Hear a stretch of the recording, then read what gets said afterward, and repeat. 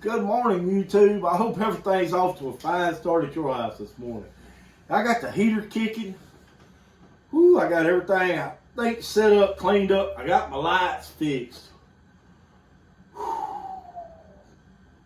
I don't like working with AC electricity at all. And I just got off the phone with my friend who's an electrician, and he told me I had everything hooked up right, and he told me not to worry about it, so we're going to go with that. About 5 years ago, I mounted 3 shop lights in here, and one of them, I guess, had a loose connection in it, and me not being an AC electrician, I had hooked it up with something that was a little sketchy, and I didn't realize it was as sketchy as what I had. The wire was too small for the connection that I had, and it had burned itself up, and luckily it did not burn my house down. Caught it. You could turn the light switch on in here, and it would make a cracking sound up inside the box, and you could hear it. And I put a piece of tape over it where you could turn the light on, and I just lived with it. In this part of the country, electricians are few and far between, and it really wasn't detrimental. Didn't have to have it. I had a small light over my washing machine dryer, so I was good to go. I was taught to work in the dark, and we did no work because we were way in the dark. We were in the dark ages. So really what I'm going to do today is I've got my table all set up here. I just finished last week. I rebuilt the engine. I got this one all cleaned up. I've got an engine here. This is a Craftsman engine. It is a Platinum, a Briggs & Stratton Platinum, 540 cc's, 19 horsepower. The model number on it is a 33R877-0002-G1-160520 Zebra David. Okay. When you're ordering parts for an engine, especially a Briggs & Stratton engine or a Kohler engine, you need these numbers. The Briggs & Stratton numbers are always on the valve cover, okay, and they're stamped in there, and that's the number if you want to get your part number for a starter or for a carburetor or for any parts, a stator, for any parts that coincide with the engine. That's the numbers you'll need to get the correct part number. Today I'm going to rebuild this engine. The only thing that I found actually wrong with it was the camshaft, and I'm pretty sure I knew that whenever I diagnosed the engine. I had replaced the engine for a gentleman, and it's winter time, things are slow, so I'm taking the time right now to rebuild these engines. I've got 4 of them broke down. These 2 here, or the one I did last week and this one here, all it really needed was new camshafts, but I did take them apart and measure everything to make sure that everything was still good. I inspected the rings, everything. I'm going to put a whole new gasket kit in it. It's pretty much going to be a rebuilt engine minus the cylinder. The cylinders are good. I checked the crosshatch in them. It's barely even broke in. There's hardly any carbon built up on the piston or in the top of the combustion chamber, in the head. So I just kind of cleaned it up, and we're just gonna go with it like this. It'll allow me not to have to spend all that extra money. But these other two, they're gonna have to have piston kits, and we're going to have to redo the crosshatch in the cylinders. So basically what I'm doing right now is I'm waiting on a ball hone to come in so I can do that, and then we'll get on with it's going to be a little bit more labor intensive. So I've been waiting on that. Plus I've been waiting on the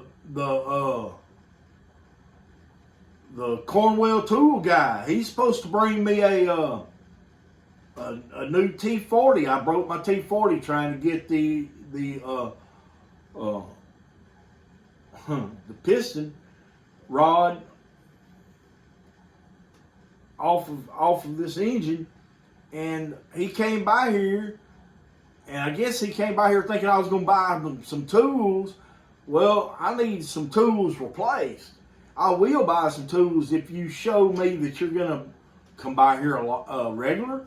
If not, I mean, he took my T40 and he's going to have to order one. He said that was Monday 3 weeks ago. I need to call him and see what the holdup is. He said I'll have to wait on it to come in. And I told him, I said, look, I said, I'm a mobile mechanic. I said, I can't do without these tools. And I said, I need them. You know, and at that point right there, he's like, yeah, I know. And I told him, I said, if my truck's not here, I'm not here. If I'm not here, leave my T40 in my mailbox. I will get it. I will get it. And I ain't seen hide or hair of him since. So, that being said, anyway, I cleaned this up yesterday, washed it all down, got everything clean on it, and I'm gonna rotate this engine down to bottom dead center, and I'm gonna get in here with one of these soft paper towels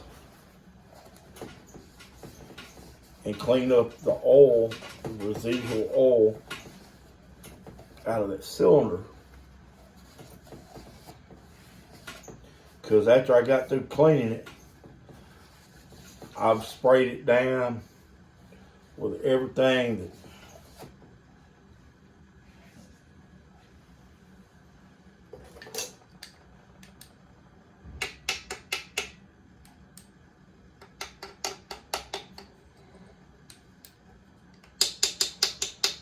oh man, these little lights, they just, there we go.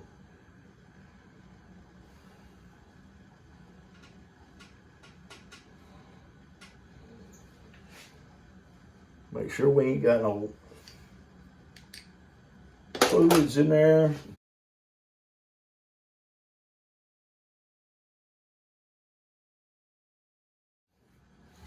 Other than oil. And I'm gonna rotate that piston back to top dead center.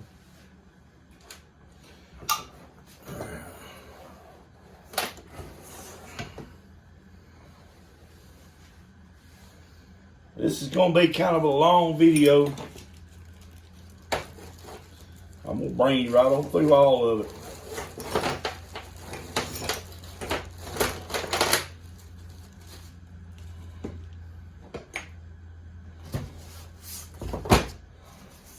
That mag pad's had better days.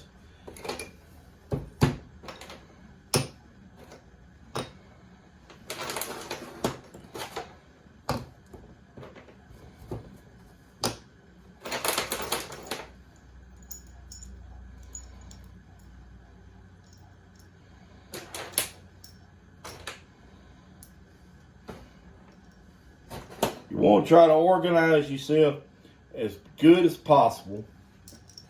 You want to be as clean as possible when rebuilding the engine. Which reminds me, this guy I used to work with or work for down in Baytown, Texas, is KT Cycle Shop. And this guy, he had a clean engine building room, and the first thing I did was I got his clean engine room dirty. and he give me the blues. I had a Harley head that was leaking. It was leaking oil at the top. So I had to take and lap it. It was warped. And I took it into the engine room and I measured it with feeler gauges. And sure enough, it was warped on the flat edge, on the flat marble surface. It was warped. And he had a great old big whetstone, a great big one, about yay big, about that thick. And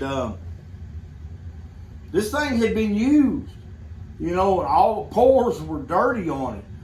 And I'm like, man, I don't want all this dirt and stuff, you know, because that cuts down on, it makes your, whenever you're trying to cut a surface, if your cutting surface is full of muck, it don't cut.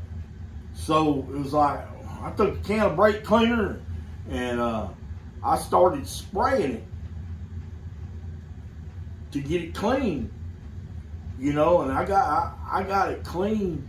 And then I realized what he had is he had sheetrock walls, white sheetrock walls. This room was immaculate. And it had white sheetrock walls, and I would have never put sheetrock walls in there.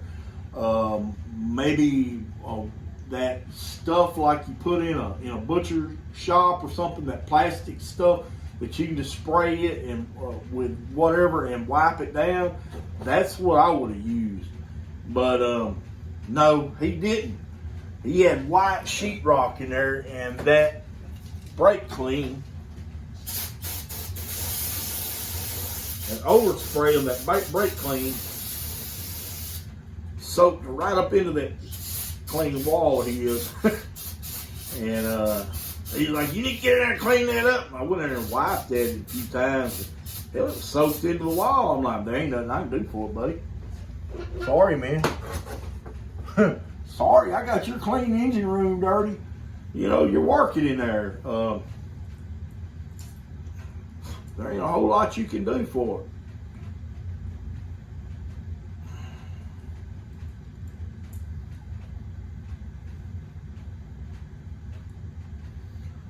So, me and that guy really didn't gee-haw after that. But I did some incredible work while I was there. I rebuilt a couple of engines for him. One did exceptional. Now, KT, I want to tell you this about KT. KT was an engine building extraordinary. Where he learned to build engines at, I don't know. I guess, shoot, I'm sitting there spraying something that's highly volatile. I got a heater going behind me. I need to stop all that, don't I? That's the last of it. I should have to spray anyway. Anyway, KT was an engine building extraordinary. He had, I didn't know this when I went and applied for the job, but the school I used to go to, AMI, back in 2004, I mean, every year during bike week, and they would have a horsepower shootout at the school. They would take their dyno machine and they bring these bikes in that were brought from all over the country. And they'd put them on the dyno machine, and whoever put out the most horsepower, they won a great old big trophy and bragging rights for a year. Or actually, I guess bragging rights for lifetime. 2 years, it was either 2 years or the year prior before I had went to school there, KT won the horsepower shootout. He won it. Right there in Baytown, Texas. Of course, he does live like, and his shop is like a mile from the NHRA drag strip, you know. So I'm sure that he's had a lot, and he builds a lot of engines. He's got really good stuff. Now, I don't know what he does anymore because I lost contact with him. He fired me, and I quit all at the same time. But and it was just because, for one reason and one reason only,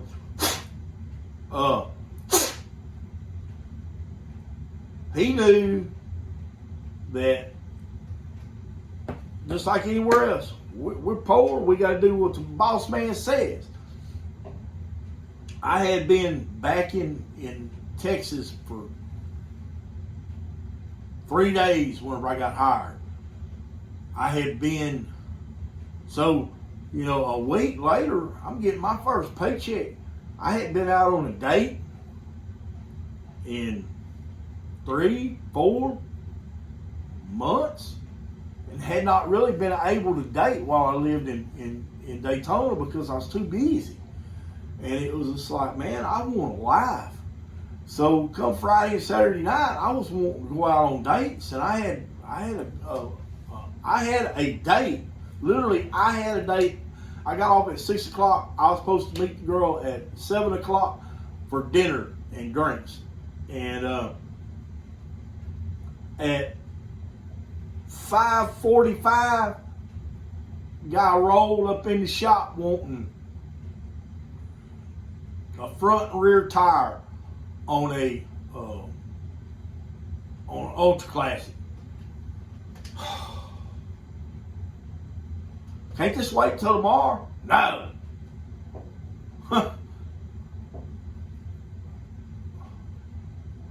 Well, I mean, really, I don't know how long it's supposed to take to change a tire on an Ultra Classic, front and rear, but it ended up taking me approximately an hour and a half, something like that, an hour and a half. And the guy got his bike, and then they went and put it on the dyno machine there at KT's, and KT's tuned it.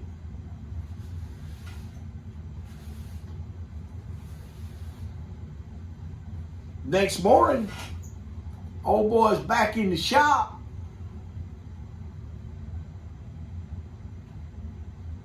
With a bad tire. So there I am changing the tire on it again. And this time I worked for flat rate. So this time it took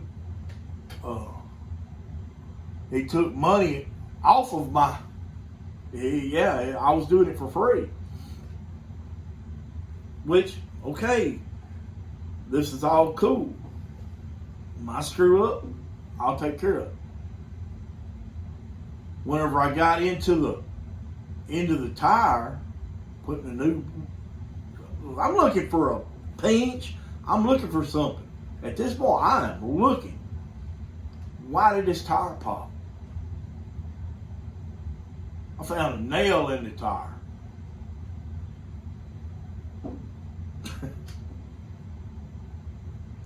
I found a nail in the tire. And I'd already got rained out. I'd already got rained out for not wanting to do it on Friday evening. And this guy had cameras here, cameras there, cameras over there, cameras over there. You couldn't say a word in this shop without him knowing about it. I bitched and fussed the whole damn time. I did. It didn't matter to me none. Forgive me, ladies, but I mean, a man has needs, and I was a young man, and I'm like, I need to hook up. I need to hook up pretty bad. I was not in a good mood whenever I was told that I was going to have to break my date. But me and this girl, we made arrangements after I called her and told her I wasn't going to be able to make it. She's like, okay, well, we'll just meet tomorrow night. All right, I get off at 6. Give me an hour to get home, get showered, dressed, and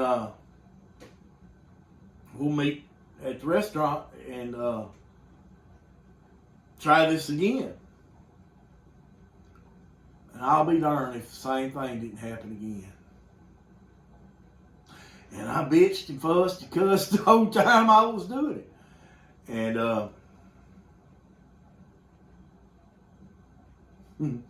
Next Monday morning, whenever I didn't go to work. Yeah, next Monday morning, I didn't go to work.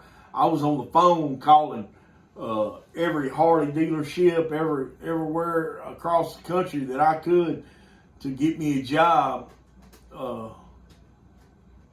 He calls me and tells me it ain't gonna work out between the two of us. I'm like, yeah, I know it ain't, buddy. I said, I've already got 3 job offers. He said, if I was you, I'd take them. I'd take one of them. I'm like, yeah, I'm going to. And in fact, I'm fixing to head to Bryan College Station right now. And I went and climbed in the car and went to Bryan College Station. Interviewed there. They called me back and they offered me a job, but I'd already got a job in Nacogdoches. And I was very proud to have that job. It was at Texas Thunder, Harley Davidson. And whenever I got there, the service manager hired me. And the owner, he was in Sturgis. When he come home, he's like, he started quizzing me about my resume. I told him, look, I really ain't got much of a Harley background. I got school and I worked for KT for a little while. And he said, KT? And I was like, oh, cool. He knows KT and he knows, he's like, he'll think it's really good experience. He said, I've been to KT's shop down there in Baytown. We stopped there to use the bathroom one day. He said, he's got a clean engine room. I said, yeah, he does. He laughed. He said, he said, you think you got to have a clean engine room to build a good engine? And at that point right there, I knew that Jeff was a cool dude. I mean, he was like, okay, me and this guy's going to get along a little bit. I stayed there for a good long time. But Jeff was an unforgiving man. He owned a Harley Davidson dealership, and Harley Davidson and the school that I went to, AMI, were on the outs. For some reason or another, they were on the outs. Harley Davidson did not want, according to him, Harley Davidson did not want AMI graduates working, new AMI graduates working in their dealerships. Man, that just broke my heart. So I stayed there for a good long time, about a year, about a year, and then I left and went to work in a metric shop, which was good for me. It was kind of along with my plan. I wanted to work a couple of years in a Harley dealership, and then a couple of years in a metric dealership, and then I wanted to open my own. And it sped up the process, let's just say that. Anyway, let's get started putting this engine together.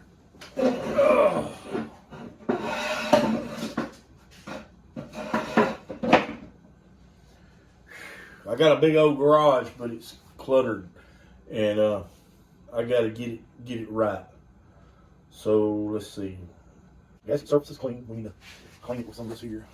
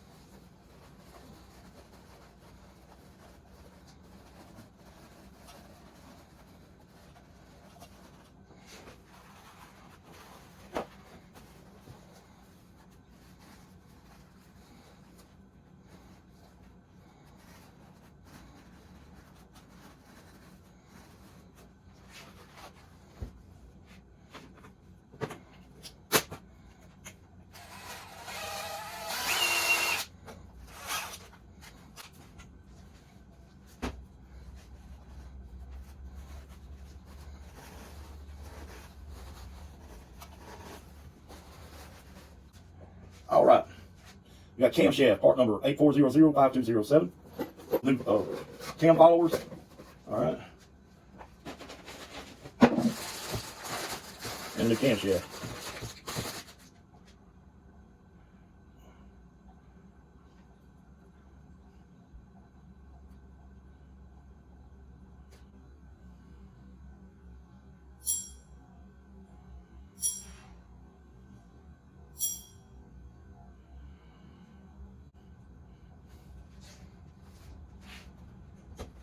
It seems to be in good working order.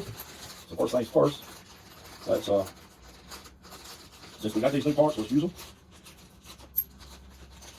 We got a new oil pump rod, so let's use it instead of our old one. Let's just use it since it is new. So I'm gonna put just a dab of motor oil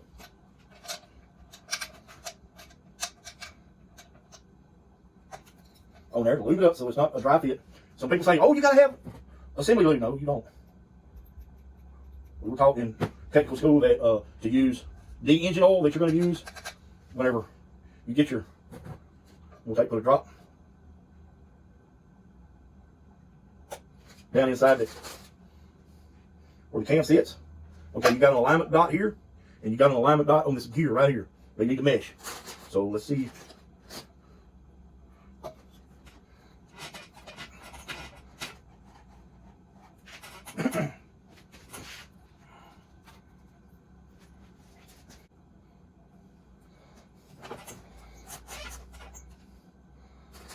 Where we can align it.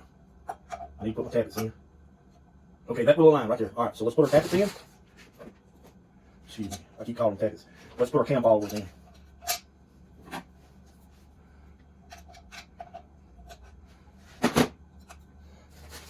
we got our hole down there oiled. Where's our alignment? All right. Now that's lined up.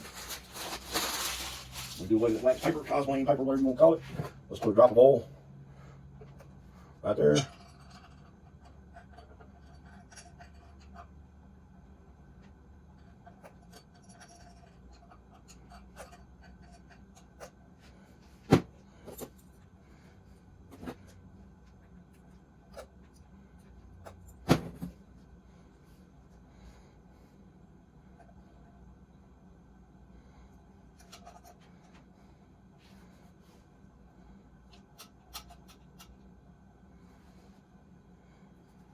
Okay. Our oil slinger and our governor in there. So basically, see, we got our tappets, we got our oil slinger, we got our camshaft.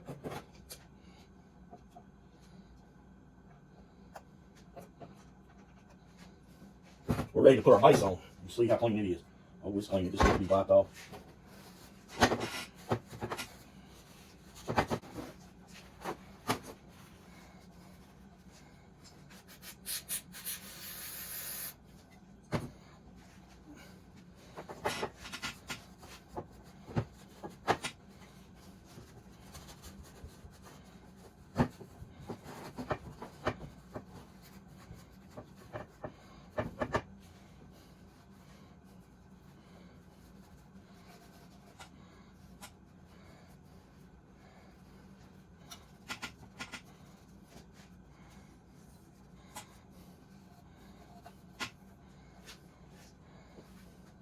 All right, we got a new gasket kit here.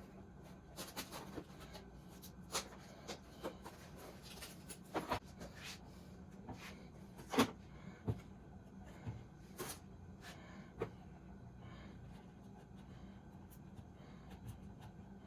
gonna pack it full of grease. This is Yamalu grease.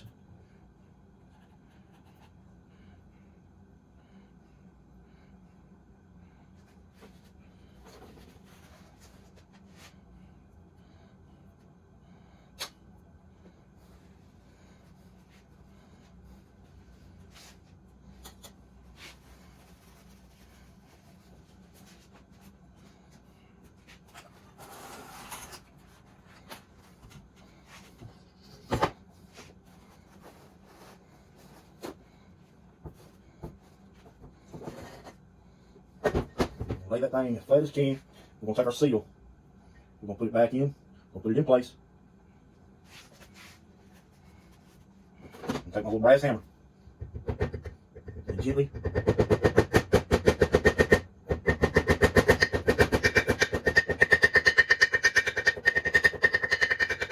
seal it.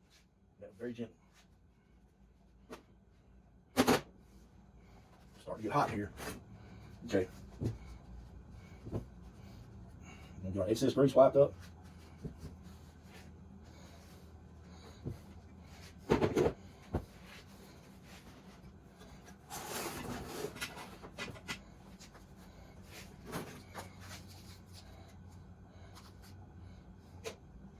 Now we're going to put a thin coat of red silicone, Permatex red silicone, on here. I'm not going to use a paper gasket. I prefer this. The only thing you do not want to use too much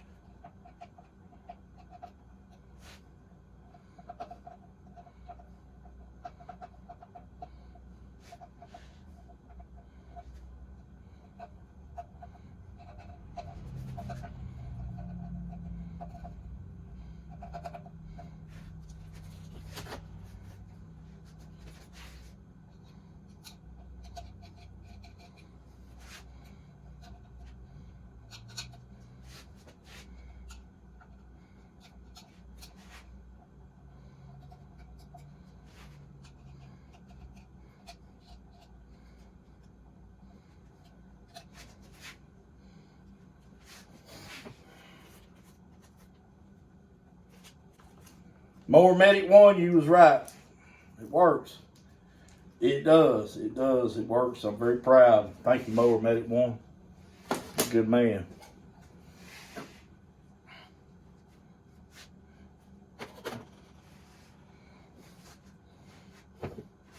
Okay, we need to tighten that. Make sure that's tight.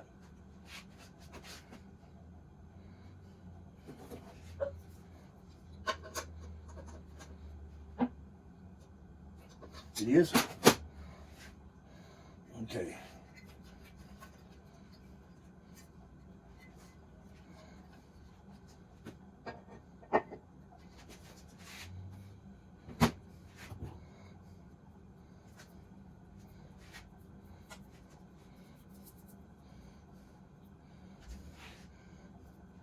Try to make it slide a little easier.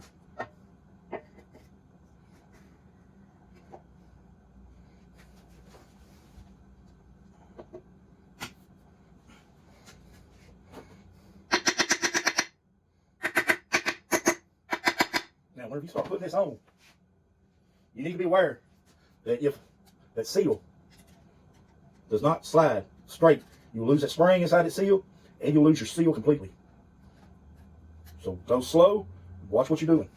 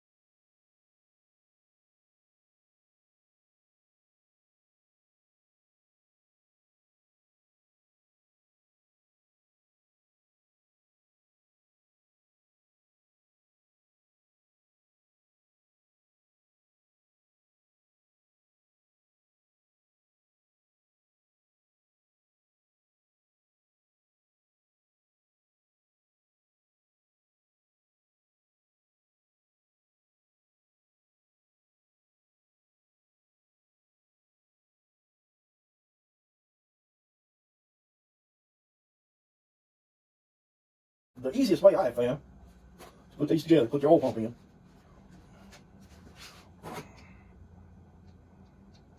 Put your little oil going on there. Slide it in. All right, that's in. It's bisexual, it can go either direction. Okay?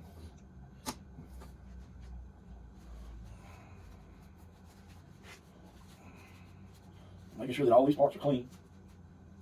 Make grit.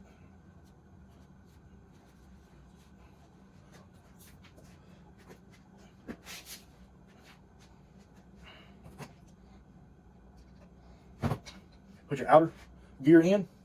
Slide it a little buggy around. Get your inner gear.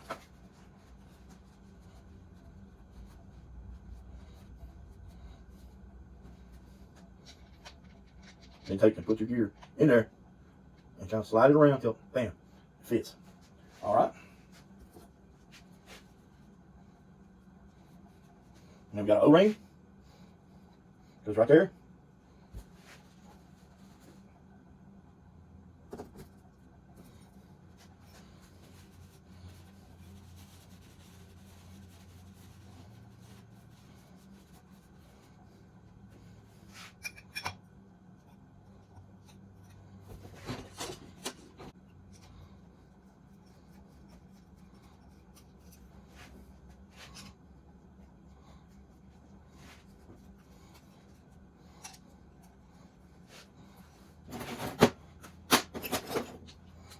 You got 3 10mm bolts.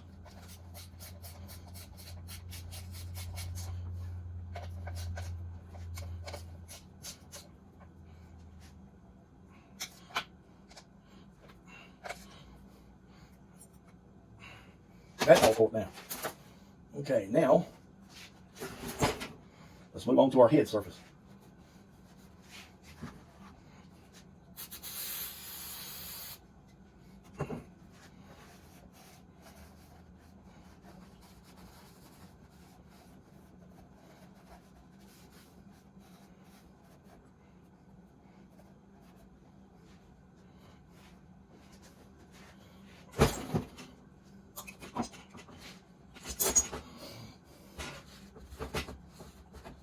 I sprayed these down with some good WD-40 yesterday evening after I got to clean this up so they wouldn't rust.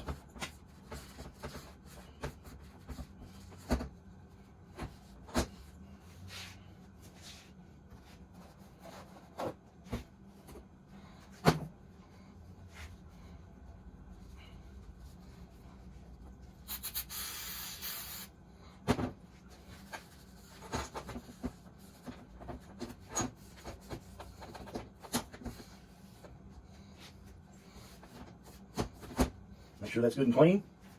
Now let's get our copper coat shook up.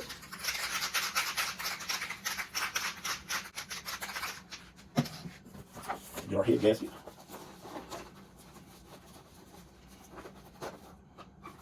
There we go. Gotta get it properly orientated first with your dowels. All right, let's get all of our bolts.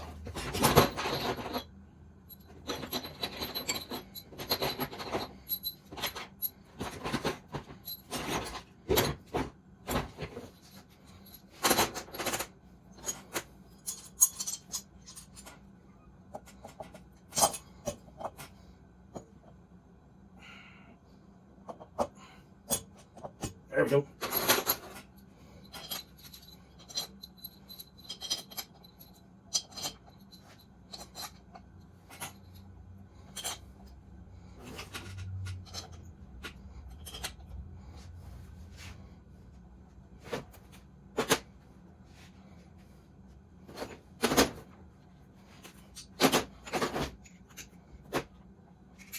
We'll start on the inside.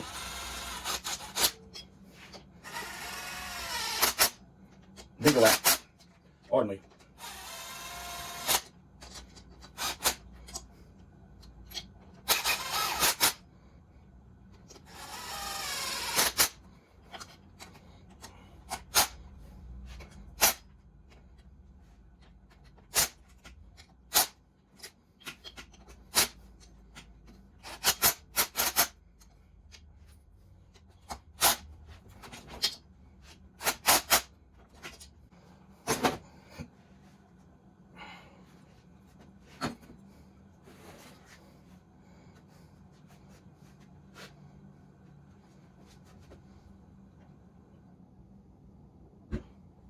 Still got hot in here. Okay. Moving right along.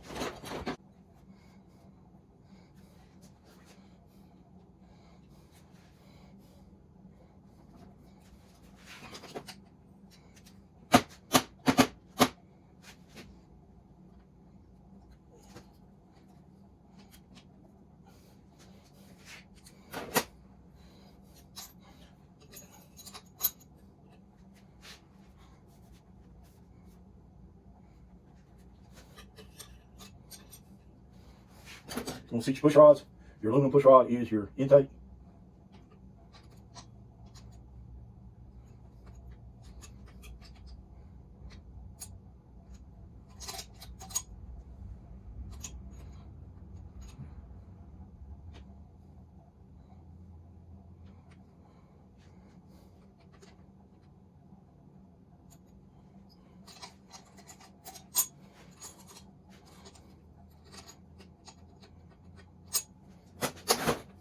Get this out of the way.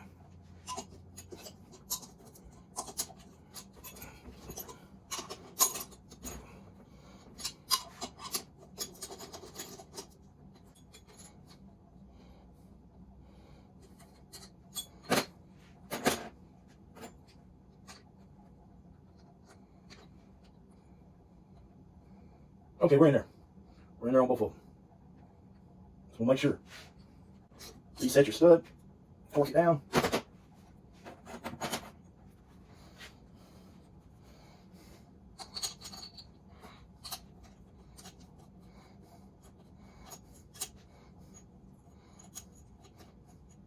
You don't want to get these in a bind, but I just want barely, for right this second, barely, just get that to where it'll move. Because now I need to set it at top dead center on the compression stroke. Okay, the intake valve's coming up. Intake valve's closed. Exhaust valve is opening. Exhaust valve is closed. Where's my spark plug hole? There's your plug.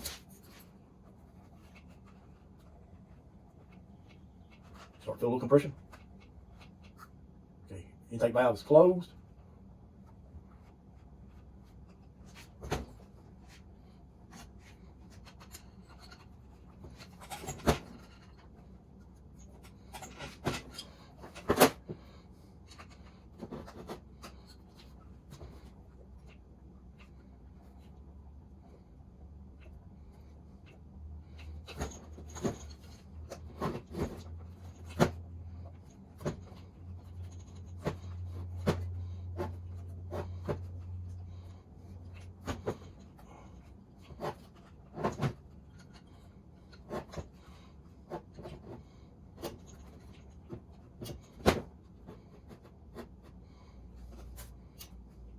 Right there. Stop this. Okay. Now. I'm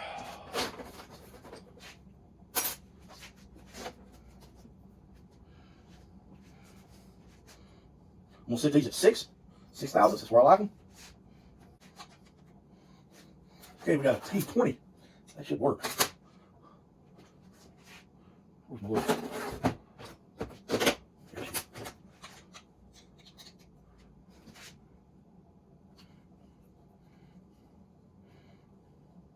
There, that'll be good.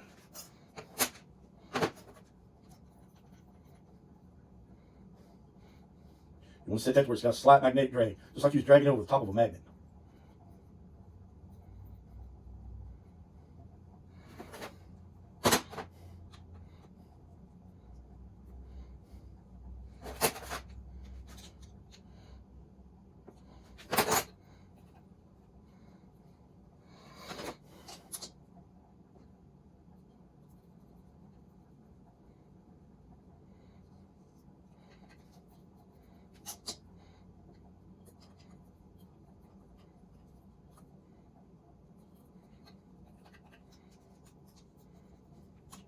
Now, everybody's got their own little way of setting valves.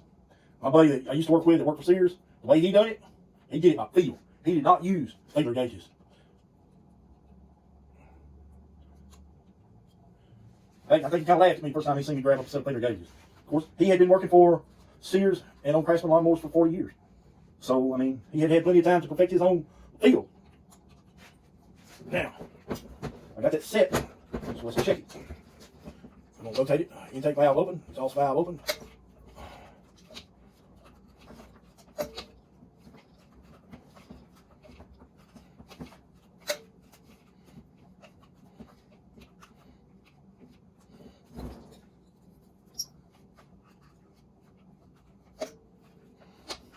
All right, let's set it top dead center.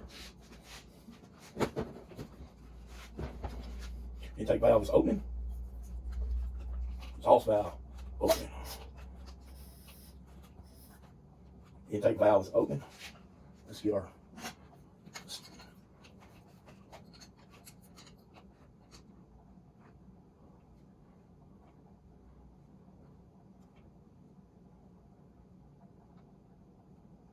right there.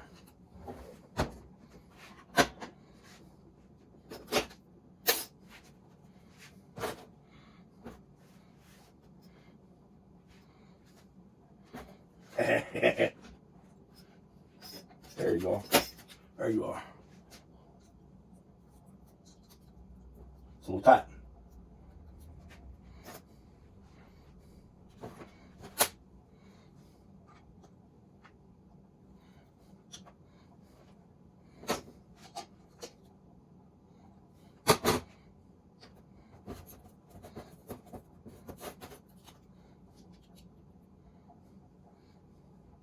Steel tight.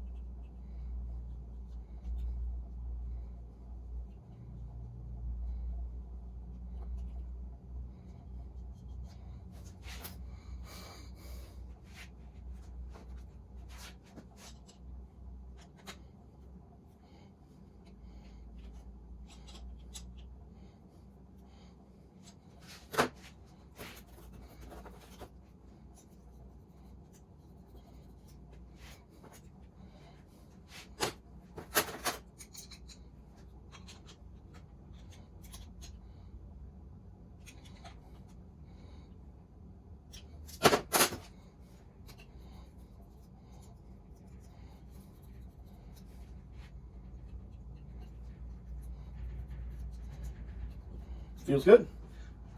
Test it again.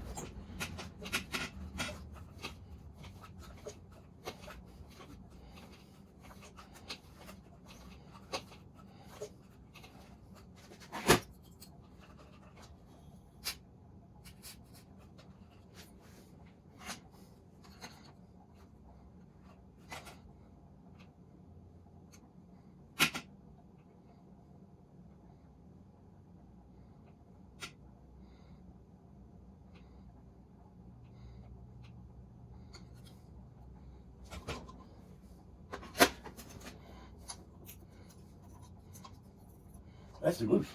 What's going on here?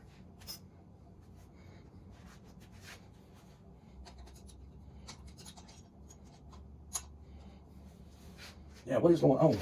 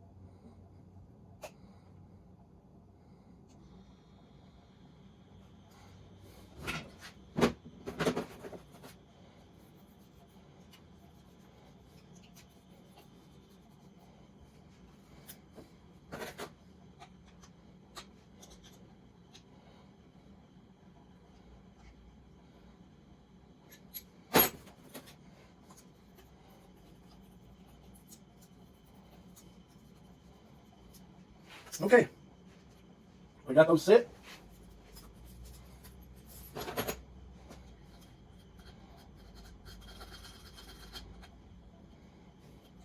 I thought I had all my gasket surfaces clean. Obviously, I don't have this one clean. Let's just give it a quick cleaning.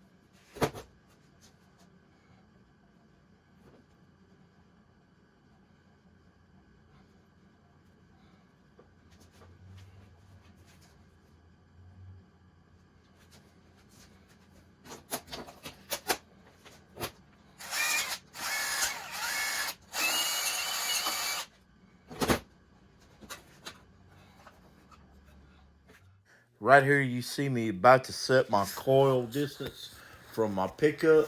The truly easiest way to do it is take a business card, a common everyday business card, in between your coil and the coil pickup. Set your screws and torque them down to specs, and remove the business card. It's absolutely the easiest way to do it. Look at your coil. It'll be labeled this side out. Be sure to put that side out away from the cylinder.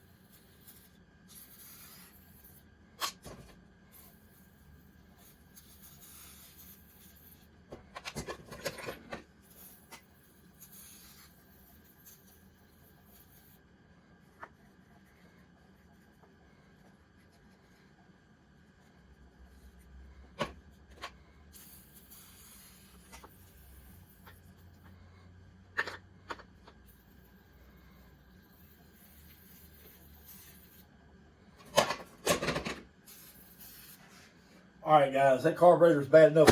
I'm gonna have to let it soak overnight. That's pretty bad. I've never, my, you know, after 40 years of this stuff, every time I see a carburetor, it's like, this is the worst one I ever seen. God, this is the worst one I ever seen. I believe this one right here is my new worst. It may or may not come right. But that's all we got, is just putting the carburetor, cleaning the carburetor, getting the carburetor reinstalled, the intake reinstalled, and calling it good.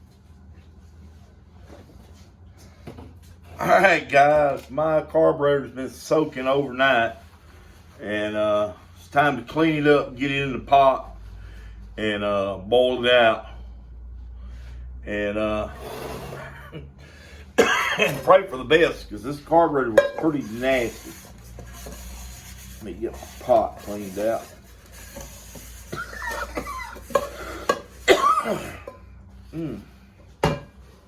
Hopefully I ain't coming down ill.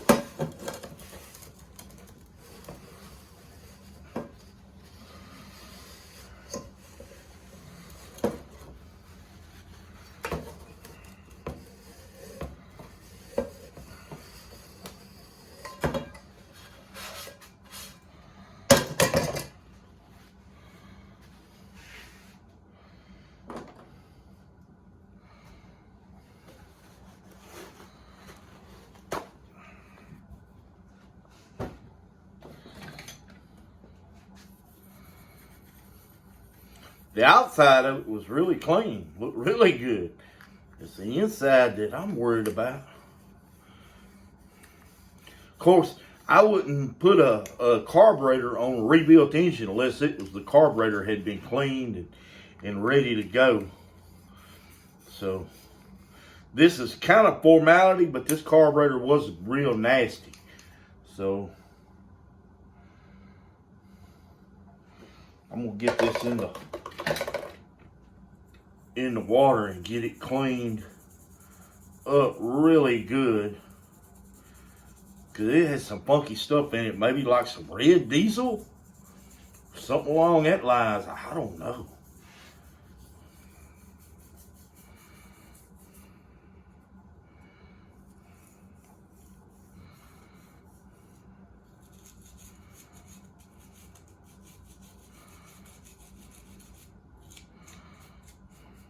Never can tell about, folks.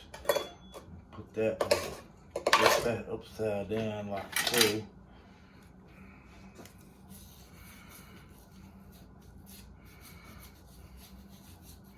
So I had to kind of break protocol. Usually soaking one for 2 hours is appropriate, but this one here was really nasty. So, and me being at home, working at home, I was able to soak it overnight. We shall see. After I get done with this, I'm probably fixing to build a little small engine stand, a test stand, so I can test these engines. I don't like the idea of selling to folks like you would sell a brand new engine. Brand new engine comes, it don't have motor oil in it or anything. So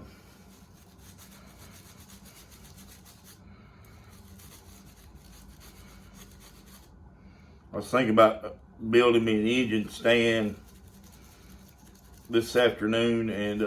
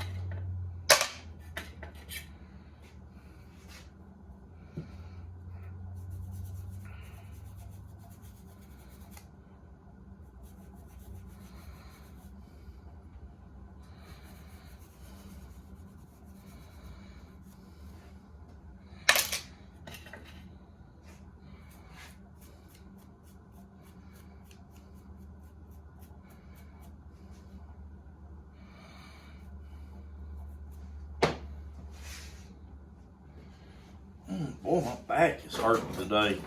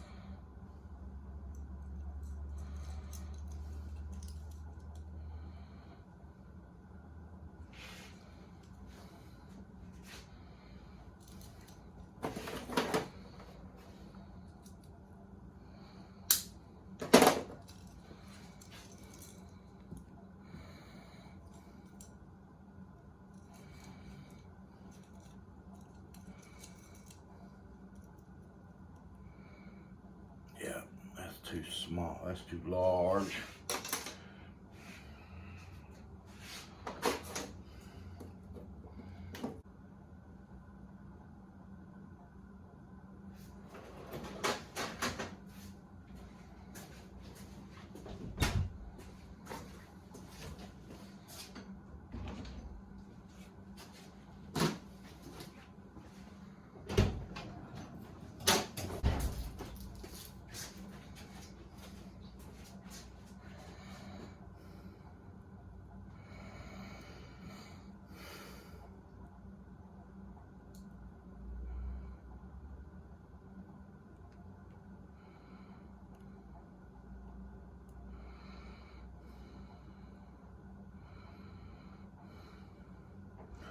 Okay, guys, I just went outside to get that wire to clean that hole out on this carburetor, and y'all know, y'all been following me. My dog has been very, very sick. And I just found her passed away out in the yard.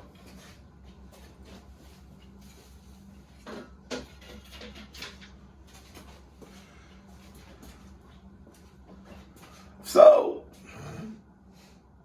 yeah, I got a heart, and I got to go take care of my business.